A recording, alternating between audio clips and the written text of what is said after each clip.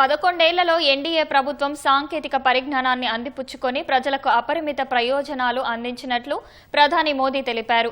చివరి లబ్ధిదారుడికి కూడా సకాలంలో పథకాలు చేరినట్లు చెప్పారు. అది సాంకేతికతకు ఉన్న శక్తి అని కొనియాడారు. యువశక్తి అండతో సరికొత్త ఆవిష్కరణలు, సాంకేతిక పరిజ్ఞానం వినియోగంలో భారత్ అద్భుత పురోగతి సాధిస్తోందన్నారు. ప్రపంచ సాంకేతిక శక్తి కేంద్రంగా భారత్ ఎదిగేందుకు, స్వావలంబనకు ఇది మరింత బలం చేకూరుస్తోందని మోదీ ఎక్స్ వేదికగా వెల్లడించారు. ప్రభుత్వ సేవలను అత్యంత ఖచ్చితత్వంతో పారదర్శకంగా అందించేందుకు సాంకేతికత దోహదం చేస్తోందని చెప్పారు. ప్రత్యక్ష నగదు బదిలీ ద్వారా పారదర్శకతను తీసుకొచ్చామని, అందుకు సాంకేతికతే కారణమని మోదీ తెలిపారు.